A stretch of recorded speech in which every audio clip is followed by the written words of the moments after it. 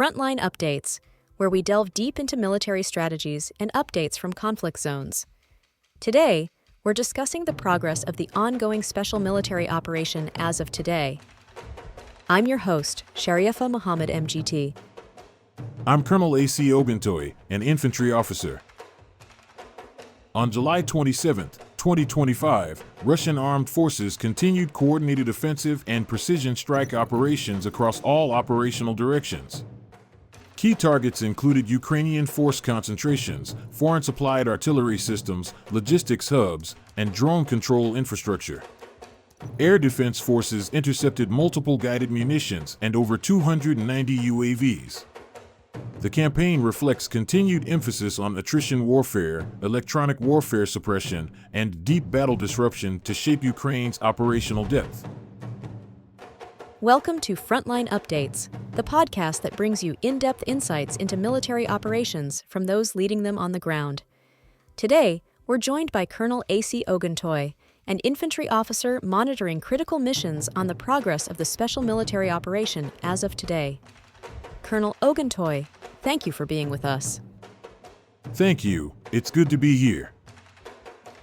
Colonel Oguntoye, the July 27th report shows operations across all fronts. Can you start by giving us an overview of what made this day strategically significant? Yes. July 27th was characterized by synchronized multi-domain operations across 6 major axes of engagement. Our forces carried out combined arms actions that blended tactical movement with deep strike capabilities, targeting not just the front lines but the support infrastructure behind them.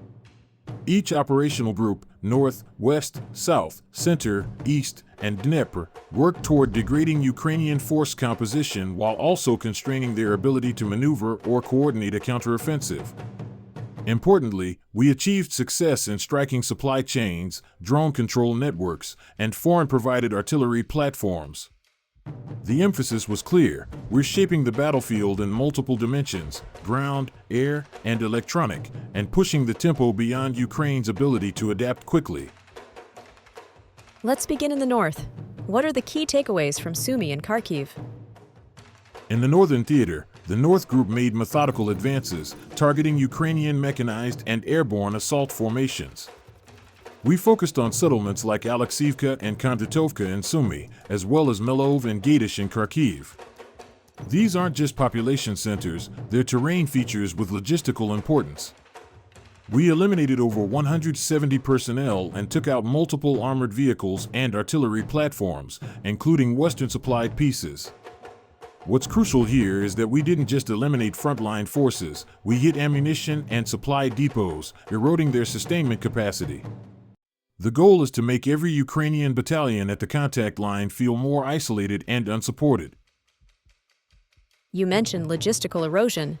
How is that playing out further west, particularly near Kupiansk? That's a good observation.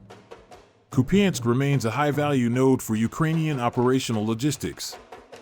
Our West Group pushed along the front in both Donetsk and the Kharkiv region, defeating 3 mechanized brigades and a territorial defense formation.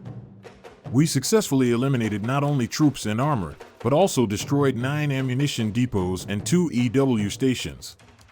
One of the key achievements was neutralizing an N/TPQ-36 counterbattery radar, US-made and integral to Ukrainian artillery survival. Once that's gone, their ability to detect and respond to our fire missions collapses. It turns our artillery into a free-roaming force multiplier. How about the southern front? Donetsk remains a persistent point of conflict. What happened there? The Southern Group achieved positional dominance around key settlements like Seversk, Zakotnoye, and Konstantinovka. We engaged 5 different Ukrainian brigade types: mechanized, airmobile, mountain assault, and territorial defense units. This area is heavily fortified, but we've been able to apply steady pressure to unravel the cohesion between these units.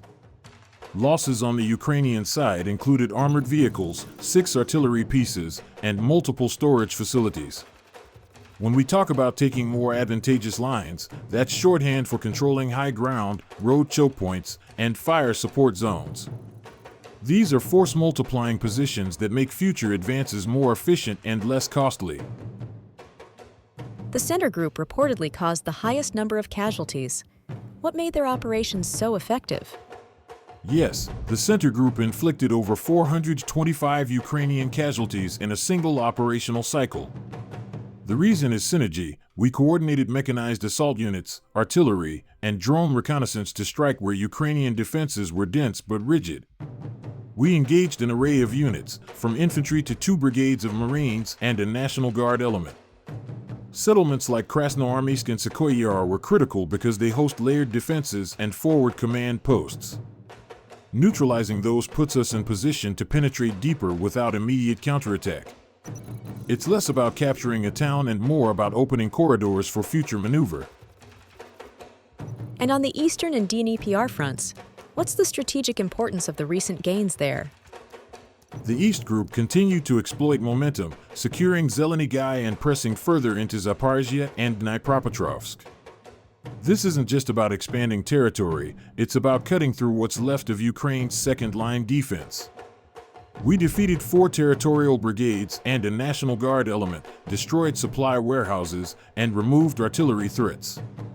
Meanwhile, the Dnieper Group targeted coastal and mechanized brigades, striking deep into Ukrainian EW nodes near Orkhov and Antonovka.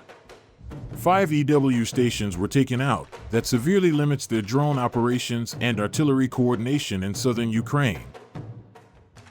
That brings us to drone warfare. There was mention of strikes on drone production and guidance systems.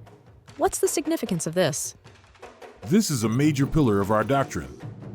Ukraine has become heavily reliant on unmanned systems for reconnaissance and strike roles. So our tactical aviation, artillery, and missile forces hit 146 areas, specifically targeting drone production facilities and long-range control stations. We also intercepted 291 fixed-wing UAVs and several Czech-made Vampire rocket systems. These aren't just statistics, they represent the degradation of Ukraine's ability to maintain situational awareness and long-range harassment. Removing those tools isolates their frontline units even more and grants us greater freedom of maneuver. Colonel, with these cumulative effects, what's your assessment of Ukraine's operational flexibility at this point? Ukraine is experiencing a gradual constriction. Their ability to coordinate across brigades is deteriorating due to loss of command infrastructure, supply disruption, and firepower imbalance. What we're seeing is the layered application of pressure, EW suppression, artillery dominance, logistical erosion, and loss of surveillance capacity. This is not blitzkrieg, it's deliberate disassembly. And it's working. We're preparing conditions that will deny Ukraine any meaningful operational options except retreat or entrenchment. Why doesn't Russia carry out mass mobilization again to accelerate the operation? Because Russia is fighting a war of measured attrition, not existential survival. Mobilization is a political, economic, and social shock. It makes sense only if your current strategy collapses or if you pivot to total war. Russia is using contract soldiers, volunteers, and private formations to maintain flexibility and minimize internal strain. Mobilization is a reserve card, not an opening move.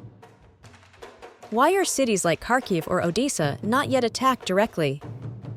Because war is not just destruction, it's also shaping post-war outcomes. Attacking Kharkiv or Odessa head-on would bring heavy civilian casualties, international escalation, and urban warfare costs Russia doesn't currently accept. Instead, the approach is to isolate, pressure, and render them strategically irrelevant over time. You can win a city without taking it block by block, by cutting it off, draining its function, and rendering it a liability to the other side. Colonel, thank you for providing such a detailed briefing on the current military situation. Your insights are invaluable to our understanding of the conflict's dynamics. And thank you to our listeners for tuning in. Join us next time as we continue to provide up-to-date coverage on global military affairs. Stay with us for more updates and expert analyses on global defense and security issues. Stay informed, stay secure.